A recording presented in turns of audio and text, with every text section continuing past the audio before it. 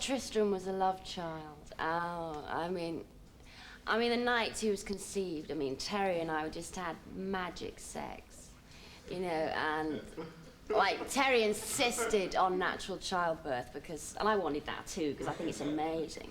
And, I lay in this darkened room, and, Terry held my hand and recited poetry, and I was pushing down, wow, it was a beautiful agony, And, a few minutes after Tristram was born, Terry held him to his chest, and, Terry said it was, the most amazing and beautiful moment of his life. Yeah. Where is he? Terry? Yeah. Oh, he pissed off with some chicken. There are 1,000 women in Britain for every 1,003.5 men, which should, in theory, produce 1,000 happy couples plus 3 novice monks. In fact, of course, it doesn't work like that. Of those 1,000 women, 900 are after Robert Redford, 99 are after Billie Jean King, and 1 is the Prime Minister.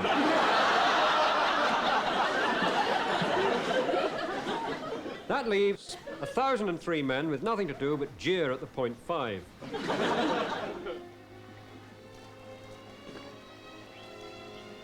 Oh, if only I had some company. Someone to talk to.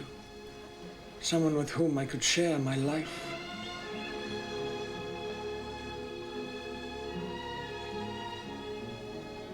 My God, look over there. In the water, there's something moving. My years of solitude are over. At last, a person to talk to. My God, it's a woman.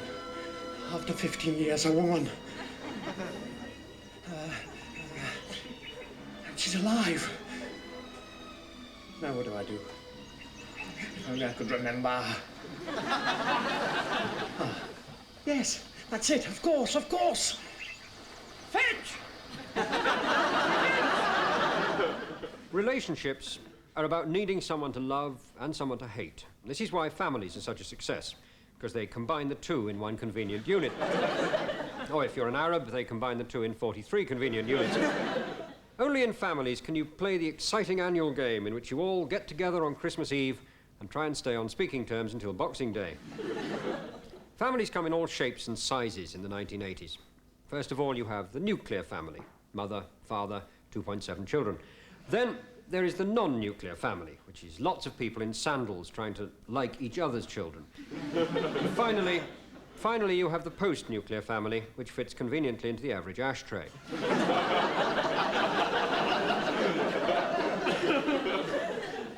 In the final analysis, relationships are all about the brotherhood of man. You don't hear much about the brotherhood of man these days. Come to think about it, you don't hear much about the New Seekers either. Oh, Granny, Robert's being so horrible. I just can't stand it. Now, Christine, love, now you listen, just listen to me. I had the same thing exactly with your granddad. He treated me like dirt for years, but I stuck with him. And when the war came, I cried and cried when he went away. And then I discovered I was one of the lucky ones. Why, Granny? He never came back. Hello, John. What's up? I just had the biggest shock of my life, Pete. Yeah? Yeah. Remember I told you about this bird I scored at the party last weekend? Yeah. Remember I told you she swore to me she was 16? Yeah? Well, I just found out today she wasn't. Oh, blimey. How old was she? 32. He's never been what you'd call an active man. Oh, mine was active enough. He just sort of lost direction. No, I think they're all like that, really, don't you? Yes. What sort is yours? Scotty. Oh, look, he knows we're talking about him, isn't he? Do you know, I'll be ever so sorry to lose him. Oh, well, he was so helpful round the house, changing plugs, filling in census forms. Why are you getting rid of him, then? All the neighbours started complaining, you see. Yeah. He used to come home late at night, fouling the footpath. Making a terrible racket to get in. No, can't have that. No, not with nice neighbours, No. What about yours? Oh, Well, he never said much, really, you know. But, Did you know that 1 of our years is equal to 7 of theirs? Well, this is it, you know. I don't think I'd have another.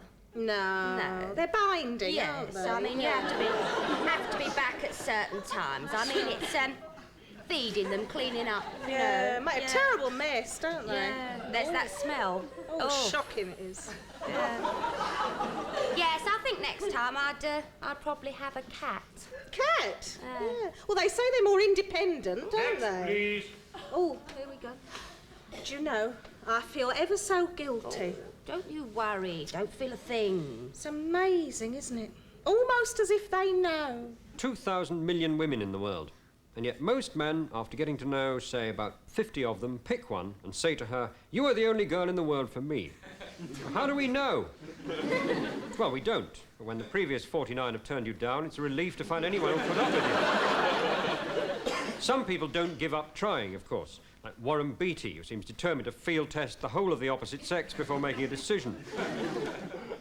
Insofar as the rest of us have any choice, at least in the 1980s, there's less emphasis on physical appearance. You know, however plain you are, plastic surgeons can now alter you to become whatever your partner was looking for in the first place. They can give you eyes like Kate Bush, a bust like Raquel Welch, a name like Meryl Streep. This, of course, leaves the plastic surgeons with all kinds of spare bits they've removed from people. These, of course, are made into Barry Manilow.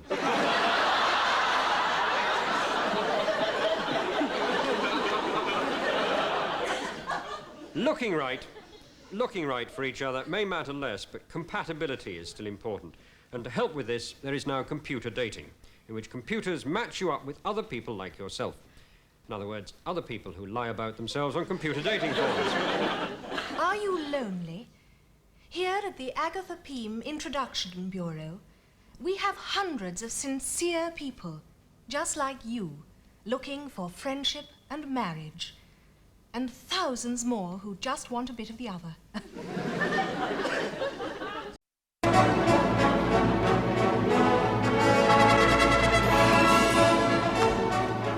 Good evening, everybody, wherever you are.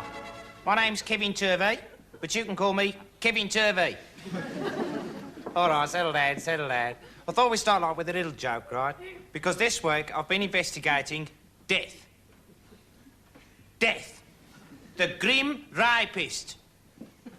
What is it? Where is it? Why is it? You could even say, is it? You could say anything. Like, a lot of people say anything. I mean, like, the other day, right, I went round to see Tracey Kelly. It's like this girl that I know. Well, not like her. I mean, she is her, you know. I hope she is. I don't know, I'd be in trouble if she wasn't anyway. So I decided to go and see her on the bus, right? Decided not to go in a car, like, because then I'd have to get, like, loads of money together and book up a load of lessons and buy a car. It's just too much trouble. So I went straight down to the bus stop, right, and started to wait. And just as I'd almost finished waiting, right, this bus started to come up the hill. I thought, great, I hope this is a 64, like. I really hope it's a 64. And sure enough, it was. I thought, great. Well, it's bound to be a 64, really. Because only the 64s come up that way. But I stuck my hand out to stop it, and it went straight past. Straight past. I thought, well, I can't actually say what I thought, you know, because like, there's this rule at the BBC that says that you can't actually talk properly, you know. You have to pretend to talk the way that people who invented TV 50 years ago used to talk, right, when they were at dinner parties pretending not to swear. It's a very good rule. I don't quite know why they have it. I think it's probably to save money or something like that. Anyway, it's a very good rule. But it wasn't too bad, you see, when the bus went past, and I thought this word, because another bus started coming up the hill. Another 64, right? Not the same one, you know, because that had gone away. Not the same one, right? If he turned left down Latimer Crescent, right, and told all his passengers, everybody, get off now, get off the bus, very fast. And then he whizzed round the block, right, with an empty bus. Then it could have been the same one. But, like, they don't do that, do they? Or if they do, I haven't noticed, anyway. I don't think. So anyway, I got on this bus and I went upstairs because I wanted to look out the window, you know. And they got loads of windows up there, so it's a good place. So I sat up there, sitting there for about, I don't know, 5 minutes, I suppose, looking at things, trees, houses. And the bus conductor came up. I said, 12, please. And he says, what have you got against the Irish? I said, I ain't got nothing against the Irish. And he says, oh, ha, ha, very funny. Look at him sitting there covered in sick. And everybody started laughing at me. And I wasn't covered in sick at all. It's a new anorak. So I don't know what they were laughing at. I think they're probably laughing at what they thought I might have looked like if I was covered in sick. Right? But anyway, I just ignored it for the rest of the journey. But anyway, all that about the bus isn't important, right? I got round to Teresa's house, right? I decided not to knock on the door, you know, because they got this bell, right? I thought I'll use that. Got my finger out and pressed the bell. And almost immediately, there was a pause of about a minute, 10 seconds, and Mrs. Kelly came to the door. I opened it up, she says, all right, Kevin. I says, all right, because I was, you know. I don't think they...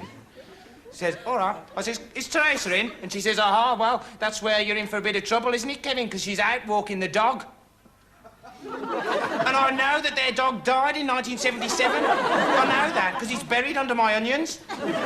Not like the onions in my kitchen, right? The ones I grow in my garden.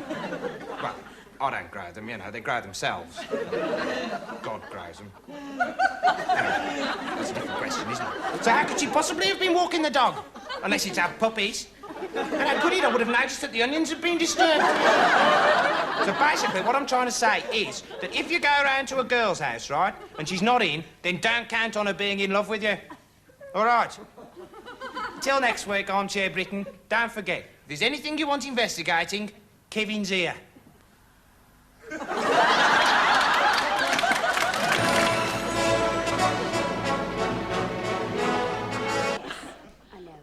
Look, I can't really talk at the moment, Pet. All right, I'm gonna have to go. Yes, I love you too. Yes. All right, love you. All right then. Bye.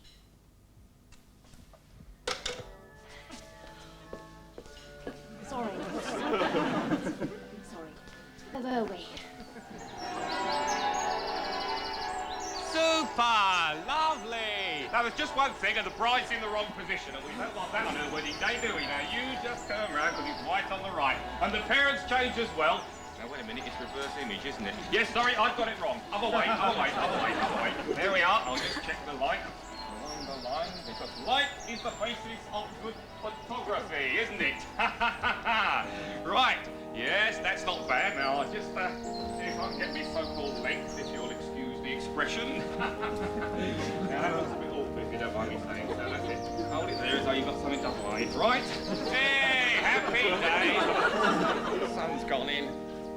Blimey, light's going up and down like a tart's drawers. There we are. All right, won't be long now. I'll wait for that to be where the computer's do it past. There we are. There it goes. Yep, just check the light.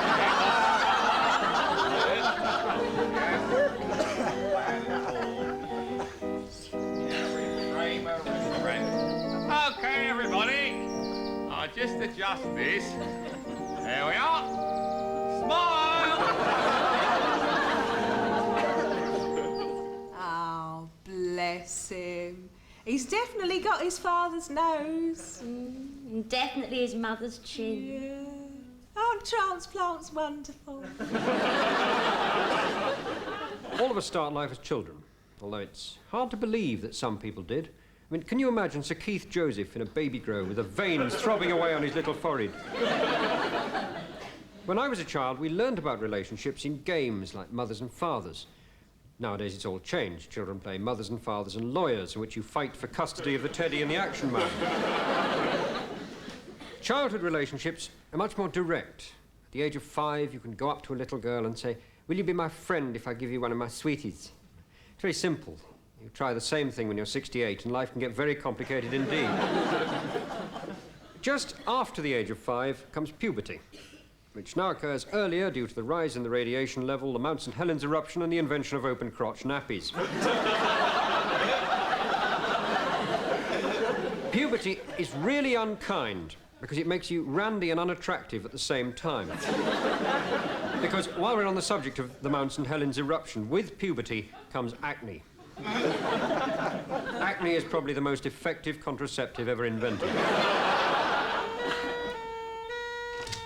Hey, what happened to your mum and dad? Facts of life. How do you mean? Well, last night they told me about the birds and the bees. So I told them about covering yourself in salad cream and doing it standing up in an hammock.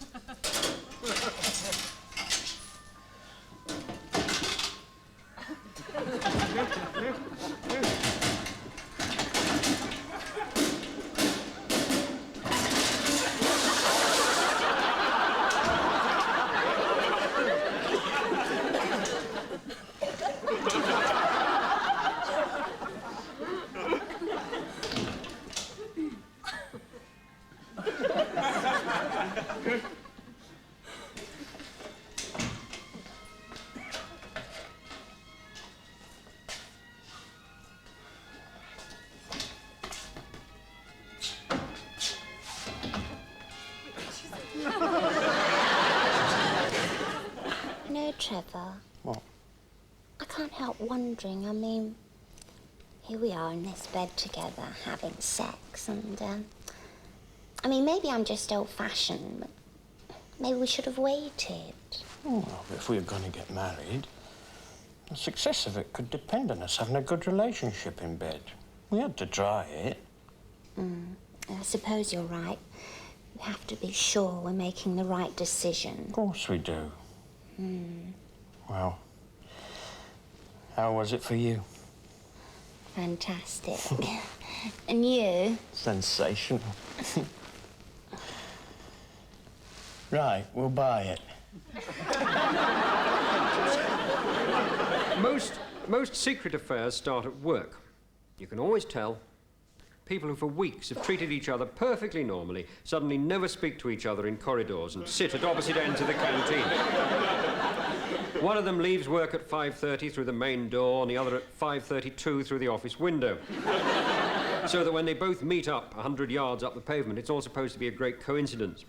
It'd be easier, really, if they just wore T-shirts with "We are knocking each other off" written across the front.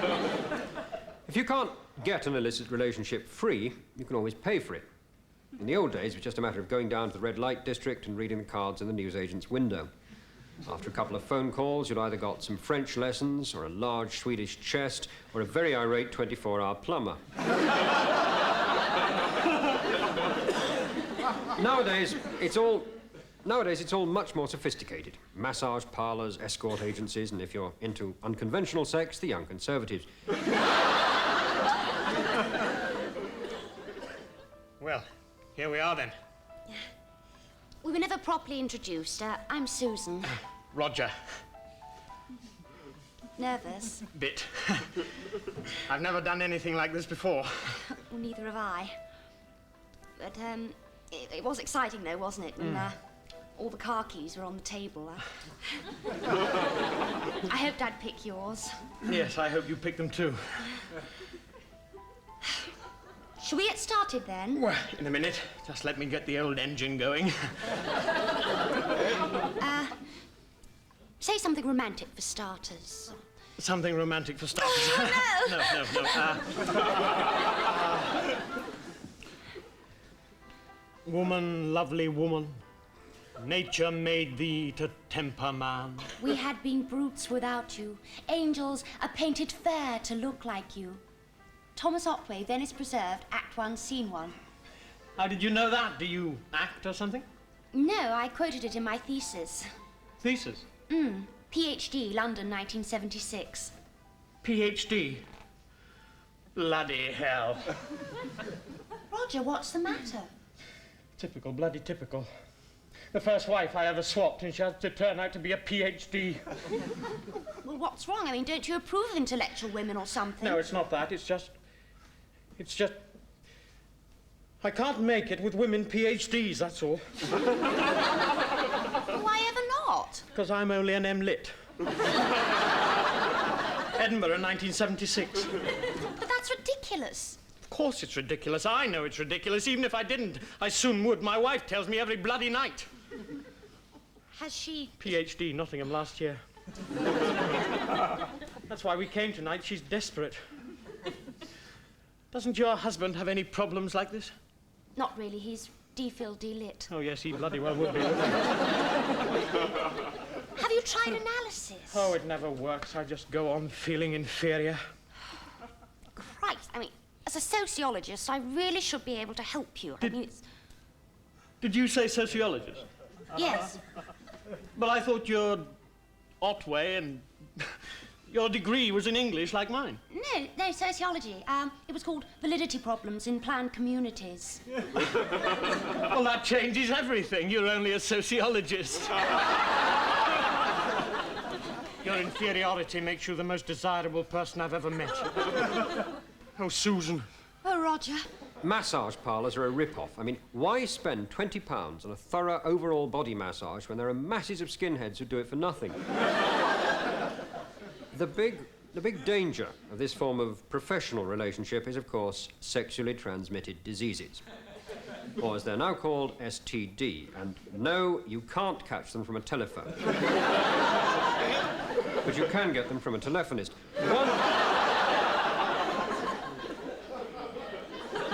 One thing has always puzzled me. Why are they called social diseases? I should have thought they were very antisocial diseases. At least, so this friend of mine said, who'd had one once. Safest of all is, of course, the rubber doll. Though, why are these all the same to look at? You know, and apart from Bo Derek lookalikes, they should have homely, comfortable rubber dolls with dentures to go back to, racked with guilt after illicit nights with the pretty one. Women should be able to buy rubber Willy Whitelaws to say "not tonight, darling" to. After all, if every couple owned a pair of rubber dolls, they could leave the dolls to get on with it and get a decent night's sleep. I mean, I believe in women's lib. I believe in equality. Yes, but... I see no reason why the man should dominate, why No. man should impose himself on women. No, but... And, in a social situation, absolutely no reason why it should be the man that makes the advances. No, but what you're saying Well, is no, that... maybe, I'm sure you're right. I'm sure most modern women, like yourself, for example, would be much more inclined to, for example, go to bed with someone who believed in the genuine feminist aspirations, wouldn't you say so? Not necessarily, because... Well, no, but I mean, wouldn't you be much more inclined to go to bed with someone who held my views rather than someone like me who didn't believe in female equality? Well, what you're trying to say... Well, I mean, is... Let's try it. Would you, No. Well, not even if... No. Goodbye. Bloody lesbian. In the future, we will all get older and, of course, give up sex altogether.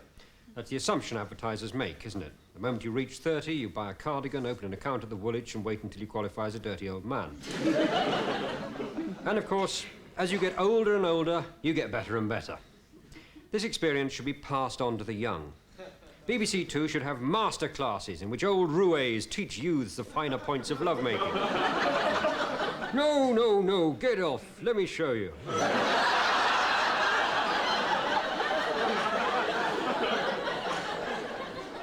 This conspiracy of silence about sex and old age has left a whole potential market unexploited. I mean, why shouldn't the magazine Retirement Choice have a centrefold of Cliff Mitchell-Moore? The video industry ought to produce cassettes for pensioners to take out of the library with titles like Granny Bondage and Danish Dentures on the Job.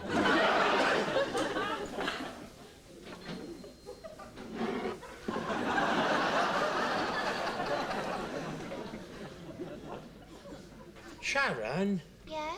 we've been going steady for 3 years now. Don't you think it's time we got engaged? We will get engaged, Tony, when we're really sure. But that could take years, Sharon. Look at it practical, Tony. We get engaged, next step is we marry, right? Right. Yeah, then eventually along come the babies. Yeah. I lose me figure, go on Valium. No. You find a bit on the side, experience guilt. Never. I turn to drink, you grow an ulcer. You think? Yeah, the kids grow older, despise us both. Bastards. Yeah. But we stick with them. We stick together just because of their sakes. Yeah, got to. Never talking. Nothing to say till they leave home. You seek a divorce. You demand a settlement. I get the house. I'll furnish a love nest. Fridge, TV, cars. I'll sell the love nest. Car, stereo, off your annual income. I'll rent a room. I meet a nice fella. I'll take a stroke. I live happily ever after. Sharon, Yeah? maybe you're right. Yeah, let's wait till we're more mature. Yeah.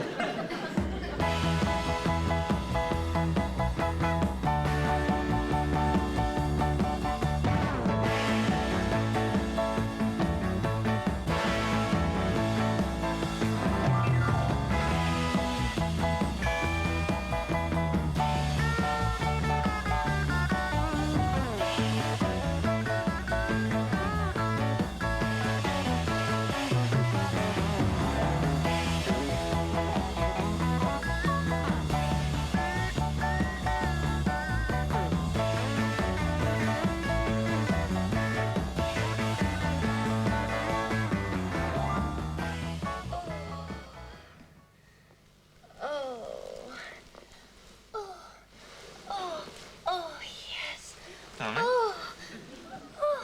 Hey, what are you doing?